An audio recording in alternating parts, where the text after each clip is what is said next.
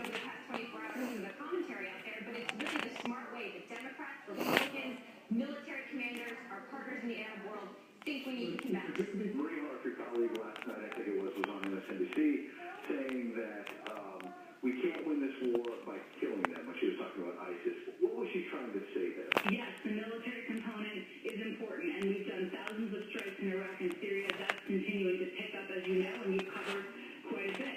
But we also need to delegitimize ISIL. Now, Harf also made the point that former Republican President George W. Bush said that fighting poverty was also a tool to retired General Rafin of Baku's military told us today.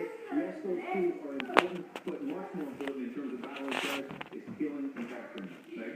And Henry, thank you. Joining me now with more Mark Thiessen, a Fox News contributor and an American Enterprise Institute fellow.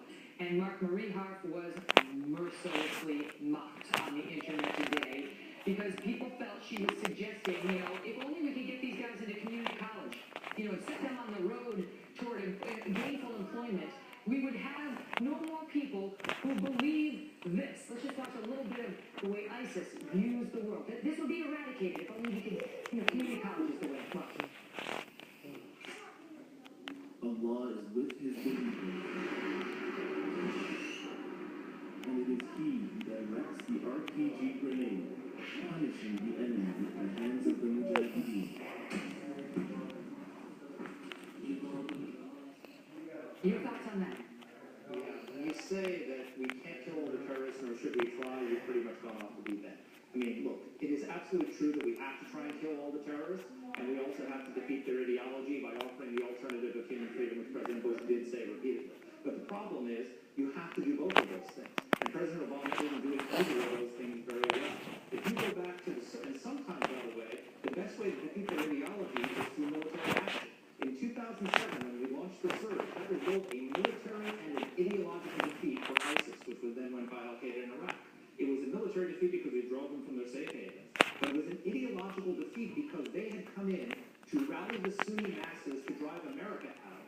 And instead, the Sunni masses joined with America to drive Al-Qaeda, now ISIS, out of Iraq. So that was an ideological rejection by the very people they claim to be the vanguard. So that's how you defeat their ideology, by rallying Arabs and Muslims against them to reject their ideology. And the way you do that, you have to defeat them militarily. That's what we're not doing today. How much of the backlash against Marie Harf has to do with the fact that she works for an administration that refuses to identify the enemy as what we all know it is, which is radical Islam? So she's come into this debate already hampered because the administration refuses to be clear in who the enemy is, and then when you hear people trying to downplay it, or at least that's how it's perceived, that she's trying to downplay the battle by saying this is all about getting them jobs, she was sort of set up to fail. No, you're absolutely right. And look, George W. Bush would say a similar thing, but he was going out there actually leading the surge to defeat ISIS. Quit crying. Quit crying. Actually doing the hard work of it, and he also called it radical Islam. You cannot. This is the problem: is that right now Barack Obama is doing neither of these things well.